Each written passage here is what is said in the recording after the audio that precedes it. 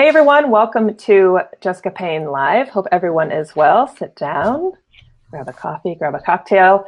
We're going to get started in just a couple minutes, but first off, hello, thanks for joining me live. It looks like we maybe have some Brandy there, which makes me very happy. Hello, Brandy. Give me a shout in the comments if you can hear me okay. We've got a special guest today, Hani Mourra. He's an inventor of all things amazing automation and repurpose. He's also a podcast host, so I'll bring him on in just a sec. If you are listening to me over on the podcast, thank you. My little engine that could. I've been getting a lot of subscribers there, so thanks. Maybe you're catching me over on YouTube or the highlights after every episode. In 30 minutes, I'm actually jumping over to Instagram to do my highlights. So wherever you are watching or listening, thank you, thank you. Don't forget to hit subscribe. So without further ado, I'm going to bring on our host today because we've got 30 minutes, and I really just want to give him the mic. His name is Hani Mourra. You may recognize him or at least the tools I've mentioned before. He created some amazing apps he's going to sort of dive deep into today with trends, but automation, and basically making us all work smarter, not harder. Try to shave off that time we spend maybe wasting it or maybe sitting there really confused week after week, trying to create more content or publishing our content or doing a lot of stuff by hand. He can help us automate that process, save time so that we can, run our businesses instead of being sort of in the pile of all of this manual work. So again, if you're watching me live, shoot in the comments if you can hear me real quick, just to make sure. Sometimes we get technical glitches. Otherwise, let me bring him on. Let me bring on Hani here. Hani Mourra, everyone. Let me make sure I get you on. Hani, welcome to the show. I feel like I've been using your apps, guys. Full disclosure, I am a paid affiliate because I am very, very happy with his products. But you're finally on the show. That's so awesome. Welcome. Thank you. Awesome being here. Thanks, Jessica. I appreciate it. So for folks who might not know who you are, would you mind just giving a quick intro and telling us just a little bit about yourself and maybe what inspired you to build these tools? Yeah, absolutely. My name is Hani Mourra. I'm up in Toronto, Canada. Okay. And I got involved. I've always been a software guy for many years. Studied computer software engineering way back in the day. But I've always been a video guy and content guy.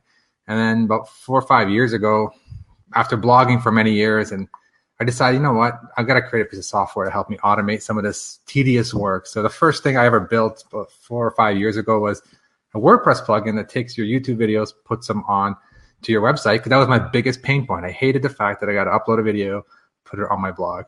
Anyway, long story short, just got into this groove of like just automating the tedious stuff and focusing on creating content. And that's kind of how we went up in the WordPress plugins. There's a whole bunch of tools in between, and now we're at our latest and greatest tool called Repurpose, which helps you do exactly what the software says. Repurpose your content automatically so you can just focus on delivering awesome content. So I think that's super cool. You basically, you started off as a content creator. So I think that's important because you're an inventor, you're a podcaster, you're a content creator, you also run a business. You wear a lot of hats, which probably sounds familiar to people watching. But I love the fact that you came from a place of, you were absolutely feeling the challenges. You were probably spending way too much time. It was probably really frustrating in the process. For me, one of my biggest challenges was the more manual labor I was doing, the less consistent it was. Yes. It would just look different every time because I got bored and tired and just wanted to finish, or the quality wasn't good. So you actually, I guess the sign of a great inventor, you recognize the problem, and I'm guessing you probably searched for something that wasn't there and then decided to create it. Yes, I searched for a solution. I looked, is there a tool that helps me automate this one thing which I hated doing? Yeah. And there wasn't, or, well, maybe there kind of was, but it wasn't exactly the way I wanted it. Yeah. But you know what? I can do it the way I want. I want to be able to capture email. I want to automate this process. I want to be able to capture email boxes below the video. I had specific marketing goals and things that I do manually, and I wanted to automate all those. So I decided, hey, you know what? Let me build something. And it's funny, I built it for myself, and then I was showing it to somebody who I was helping launch their podcast when I was starting into podcasting, and he's like, oh, this is brilliant. Yeah. I can use this. I can share this with my audience. And that's kind of how I started seeing other people using it and getting value, and it just got me more motivated. And that's what drives me is like people getting value and saving tons of time. Like you and I talked like a few minutes before, and you just told me like how much time it saves you, and it makes me feel good. Like, I mean, I know it's a business and you got to earn money and all, but the satisfaction really comes from just hearing stories like this, where you do save a ton of time, because this time that you're wasting is not generating your revenue. It's your content is what's going to help you draw the audience that you want, not this clicking here, uploading here, downloading here, pasting, copy, all that tedious stuff. Just it is a waste of time. I was hoping you could share with, because I think we can all relate. I can definitely relate. I relate every time I have to promote this show, before or after. I've got it down pretty much to a science now. But I remember when I first started out, honestly, before I started using your tools, but whether I use your tools or not, I remember it was like you spend all this time coming up with an idea for a show, and then you promote the show, and then let's say you have a great show, and then you sit there and go, oh, can I just be done already? And I feel like, oh, by the way, I have a business to run. So for me, I'm actually my content is actually very close to the business I run, because I'm a social media coach and digital marketer. But I know some of my clients are realtors. They run schools. They teach. They sell a retail product. They can't be in the studio all day doing this content. Not to mention, it's a steep learning curve. So I'm wondering if you could share off the top of your head let's say we sign up for the tools. We've got a couple of going. Is there any advice you could give to someone who's maybe first starting out, who's just really intimidated, probably not motivated with this whole thing we're all telling them to do, which is like, hey, you need to create social media content? Is off the top of your head, and I'm totally putting you on the spot. As a creator, is there any advice you could give to someone who's just starting out? Yes, for sure. Just do it. No, everyone says just do it. Everyone says that, and they're like, no, but it's not that easy. I know, because you need ideas, you need content. The thing that I like to do, and this is what I was doing when I was starting coming up with content, is just pick, when you're making a video or piece of content, audio or video, use what you have tool-wise. Like you have a camera, you have a phone, use what you have. Don't worry about too much technology yet. Just focus on content. If you don't know what to talk about, maybe search Facebook groups, see what, people in your industry are asking questions. Like answering questions is the easiest thing you can do. If someone has a particular question, if you're a real estate agent, what's the top areas in my neighborhood, or what should I look for when I look for a house? Find these common questions on Facebook groups or Google searches. And then my biggest tip is just to pick one subject at a time. Like each video should just answer one question. And that way you have it's better to have a series of content, shorter bits of content, that have one long episode where you talk about everything. So from a content, from reaching out to bigger audiences and more people, having more smaller content is definitely better. And people's attention span is definitely shorter these days. So yeah, I guess find out if you don't have an email list. If you have an email list, ask them. You can do a simple 1 or 2 question survey. If you don't, then join Facebook group. That's how I did that when I got started into podcasting. I didn't know what podcasters wanted. And when I created my podcasting tool, I joined the Facebook group and I listened and I helped people. And then I found out, wait a second, here's a little gap where I can build a little automation tool to help. So Facebook groups are really powerful. But don't just join in there and just be quiet. Join in there, participate, help people, but also listen to what's going on to help you get ideas for your industry. Those are super. I'm literally jotting those down. So for any of you guys starting out, or maybe you've put your blog aside for a while, if you're like me, you like embrace something and then you overdo it, and then you forget about it for a week or a couple of months.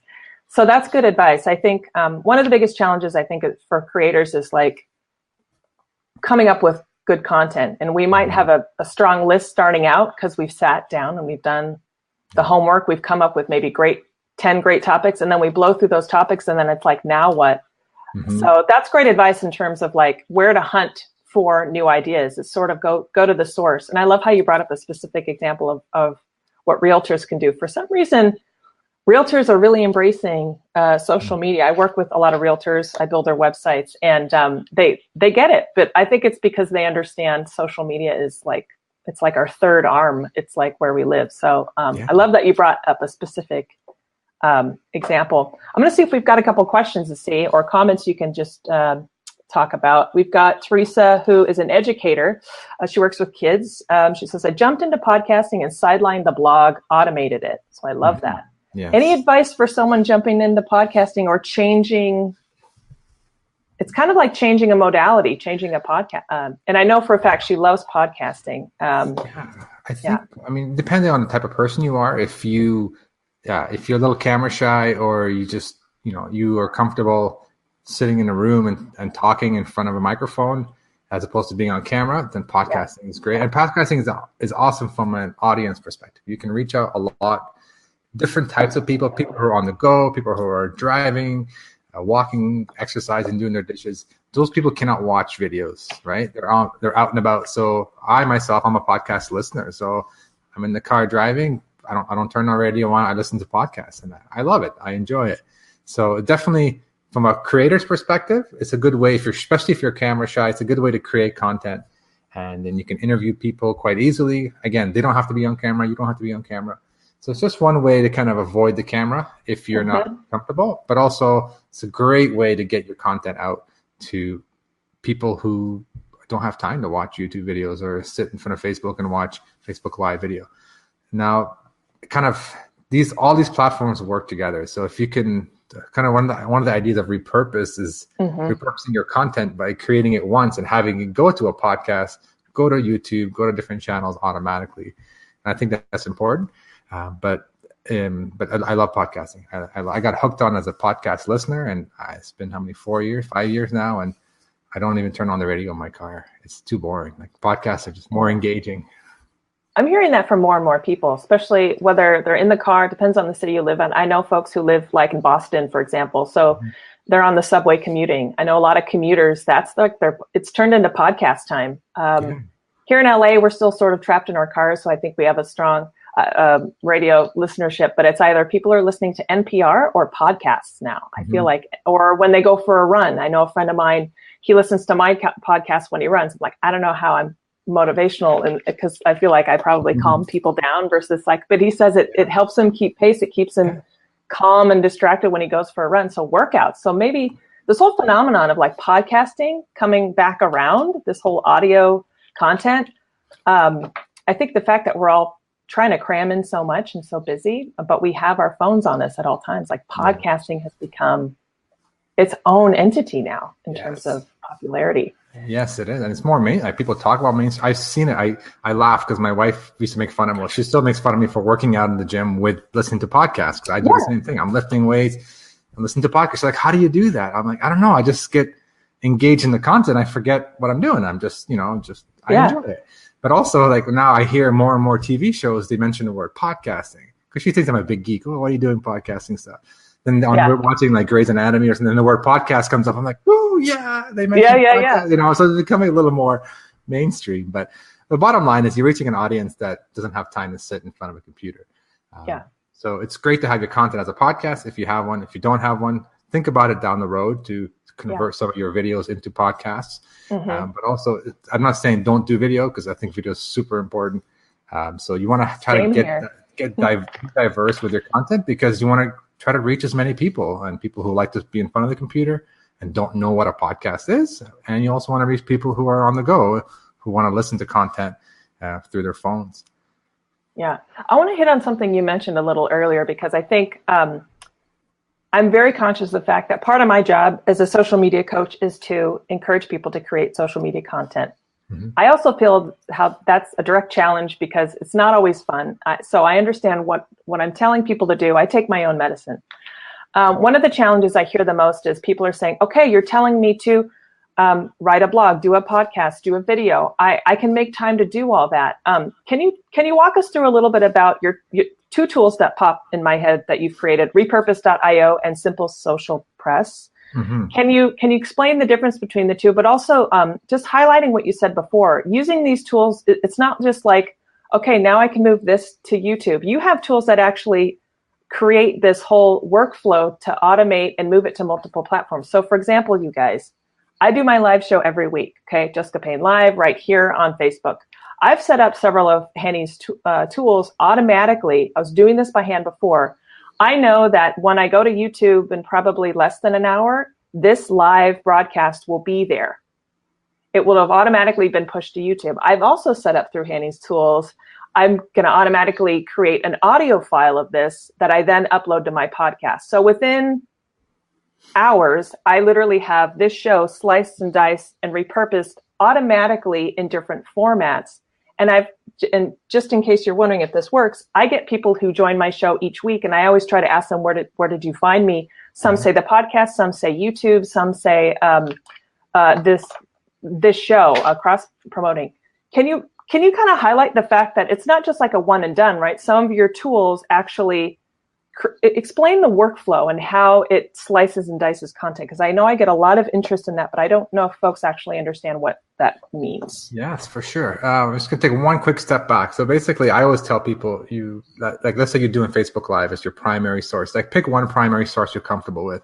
Let's just pick Facebook Live. You do a Facebook Live. You want to do several things. You want to upload that to YouTube for sure. Whether you do it manually with any tools. Forget about the tools for a second. Let's just think about process.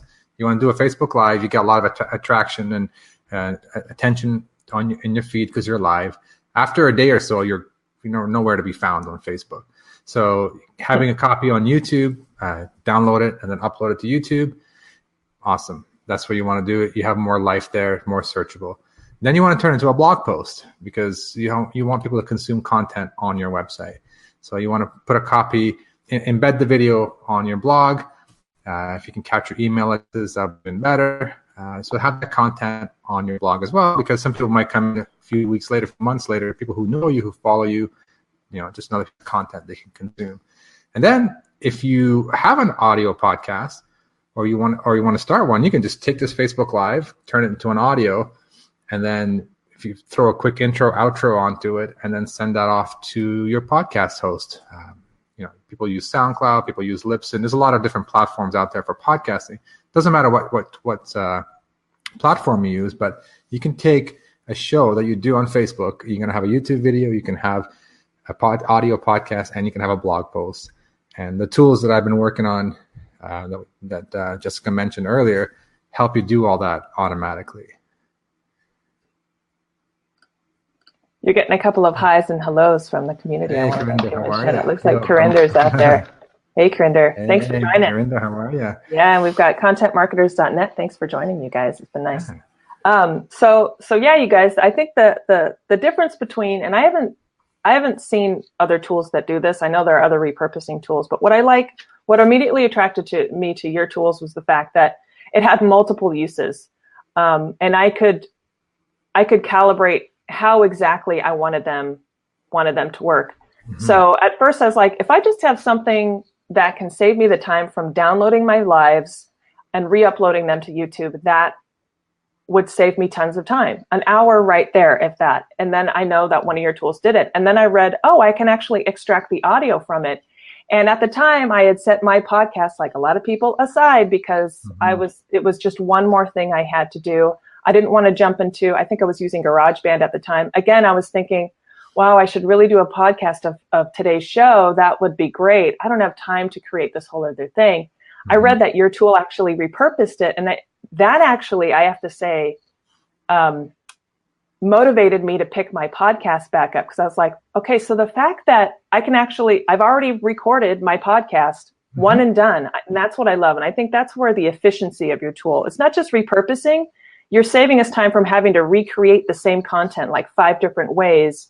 Yes. with one switch, and I love that. And then I fell in love with the tool called Anchor is what I use to podcast. Right. I know several of my followers here do it. It's one of many apps you can podcast, y'all.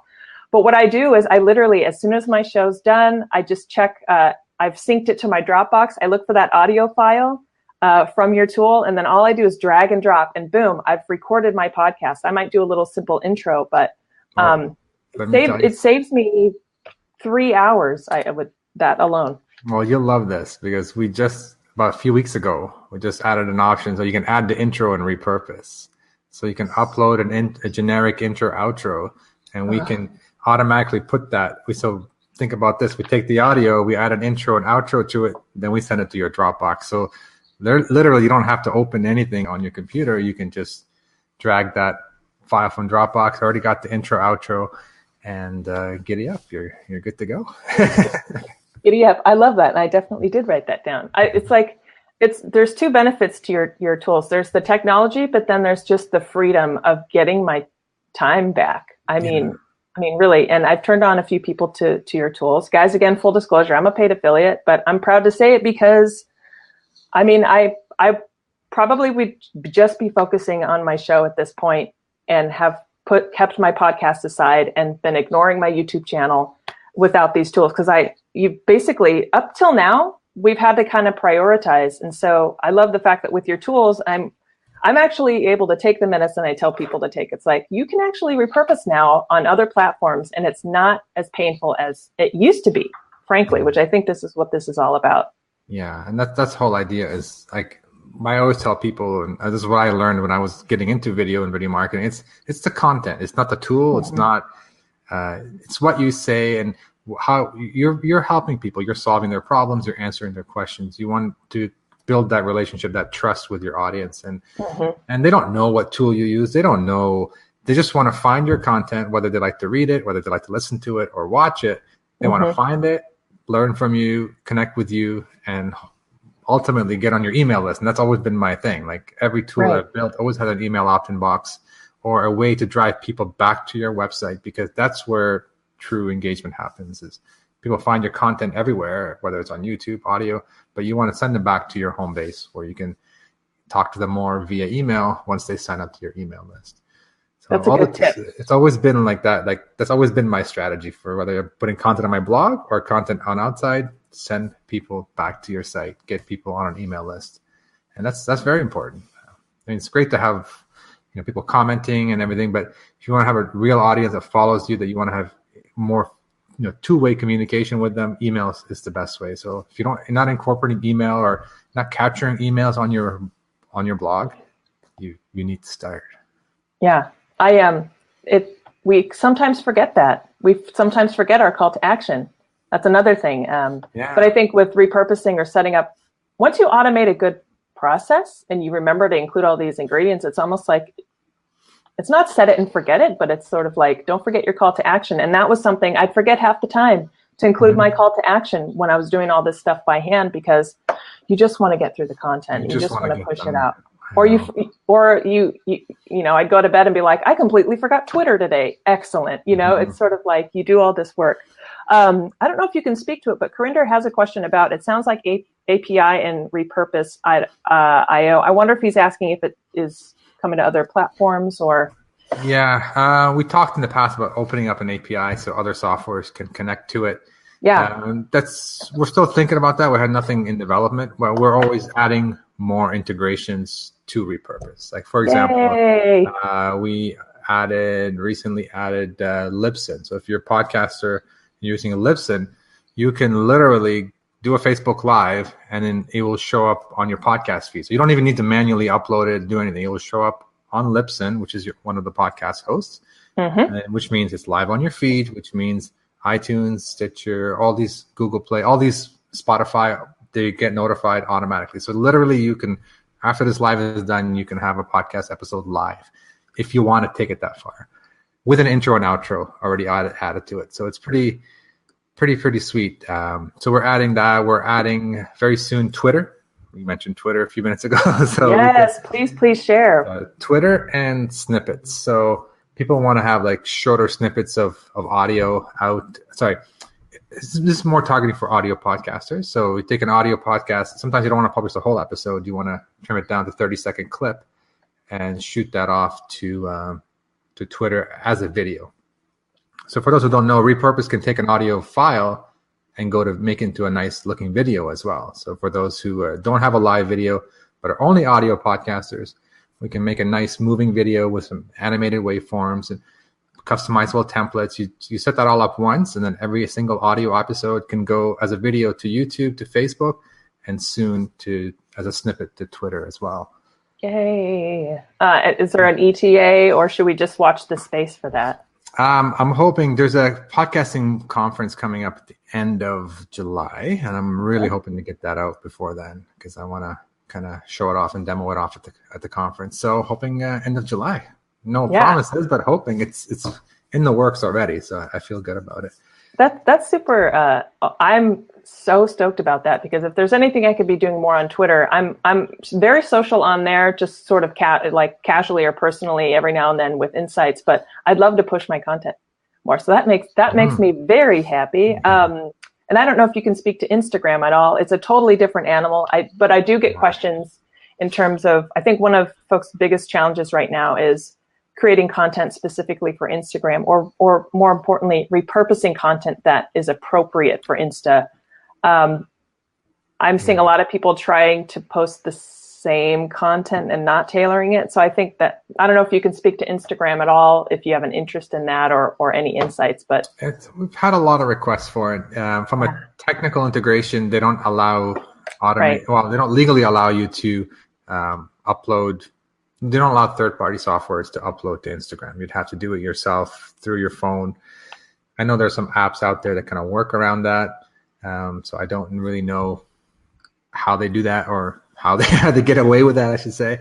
But what we say is we have integrated Dropbox, which means I can take any video or audio that Repurpose creates off the Dropbox. And then, if you have an audience on LinkedIn, for example, you can take that Dropbox video, you can upload it to LinkedIn. If you have an audience on Instagram, you can probably trim it down a bit and upload it to Instagram. If I'm not aware of any tools, but I'm pretty sure somebody's created a tool to work around uploading videos to Instagram.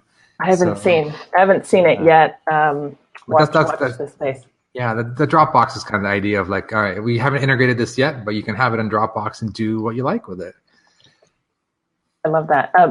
You touched on a trend right now, snippets. Can we talk about that for a couple more minutes before I let you go? Yeah, for sure.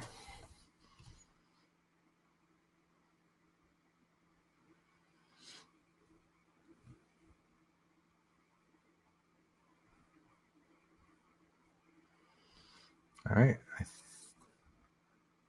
have a bit of a technical glitch. I'm not sure if it's my end or not. Oh, I think we lost Jessica. All right. And she's coming back. It's a content maker is saying, cool, I need to start pulling my audios for some of my clips too. Yeah, audio is great.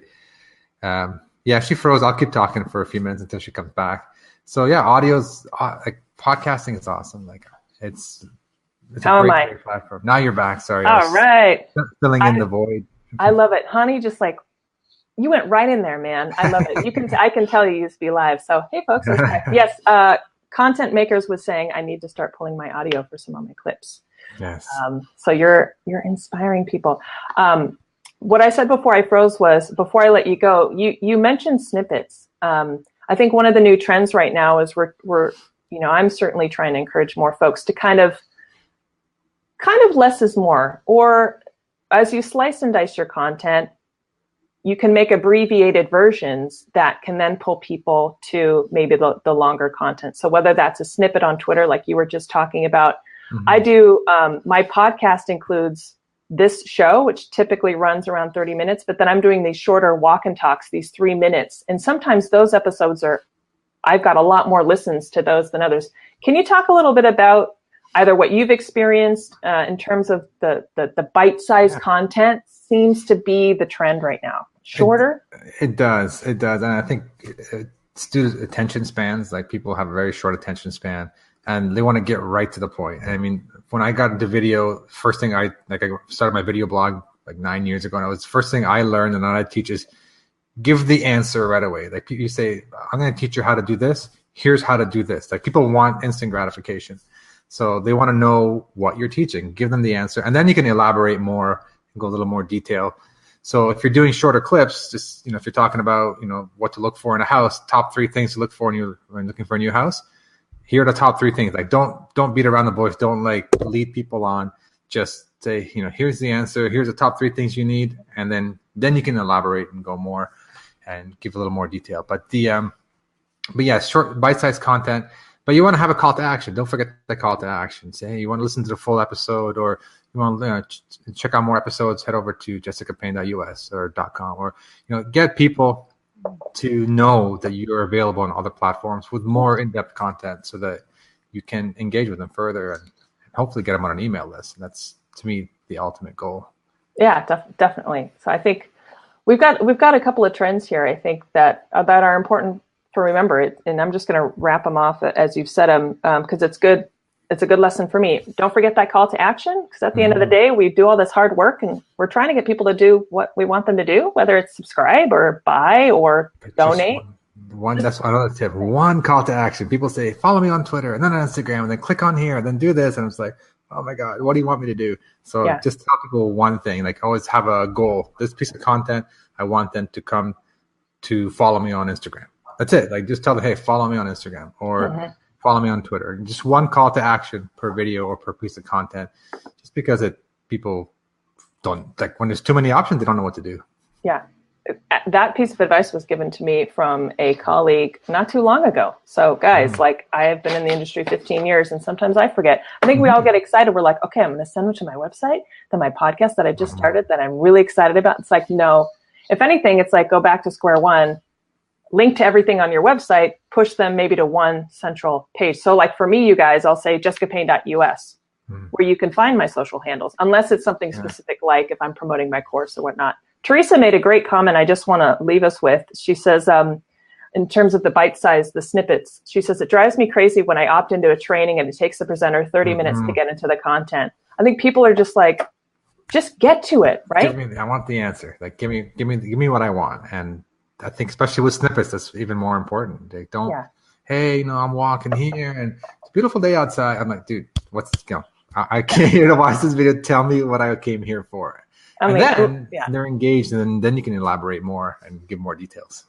Yeah, it's sort of like, unless you're a celebrity where we literally would like to see how you're interacting in the real world and taking a walk. Like, I'd like to take a walk with Beyonce, but I don't think people would want to have a 20-minute intro for me taking a walk. So it's sort of, there's a lot more pressure now to just get to it, right? Like I've made a conscious effort to cut down my intros too. Like today, I quickly thank people from where they're finding me. And then it's like, I have to get Hani on because I only have 30 minutes. Speaking of which, we're probably going to power down in a sec. I just want to make sure we honor all these comments. It looks like, oh guys, and in the comments, I have put a link to, it is my affiliate link, full transparency, but it is a link to Hani's tool that helps me push my show to my blog every week. I get at least 5 questions about that each week. People are like, how do you get your video to your blog? They're like, I have this great tool. And once people discover it, they're like, oh my God, it's changed my life. So I've linked to that in the comments if you guys want to check it out. That's the tool I use. There's no magic. That's the tool I use. A couple of more comments, content makers. On the same token, I would not be too worried about long videos. Once you have a strong following, give them more. I think that's the point, right? For sure. Like some like Twitter and Instagram, people want like instant gratification, but the whole idea is to get them on to your site to consume more content and hopefully like you better, trust you better, to get you to leave their email with you and get on your email list. So definitely long content's good. Don't hold back.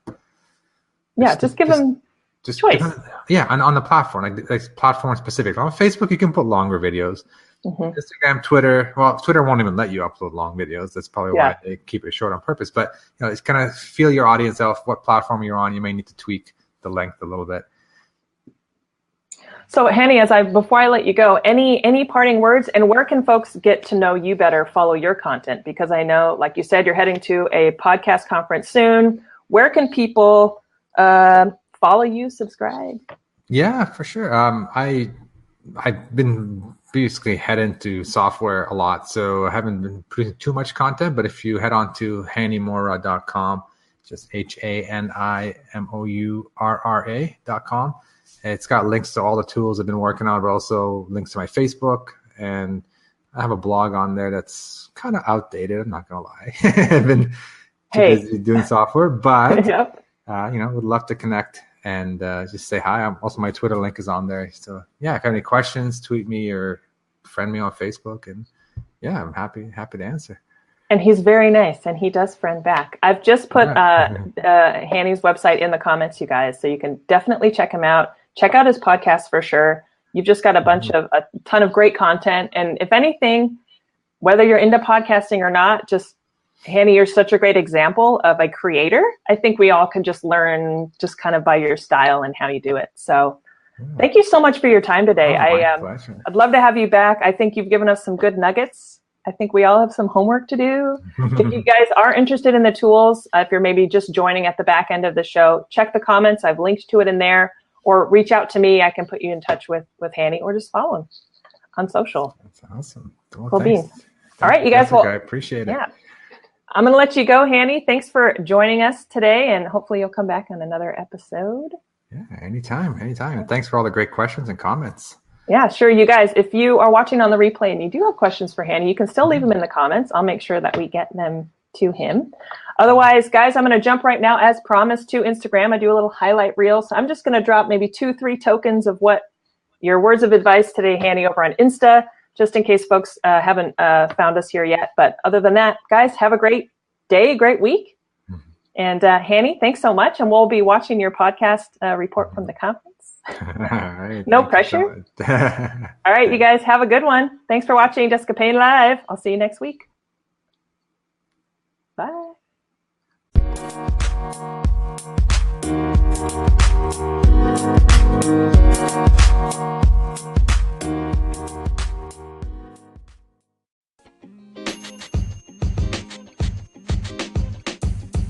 The podcast you just heard was recorded with Anchor. If you want to make your own, download the Android or iOS app completely free from anchor.fm/podcast. That's anchor.fm/podcast.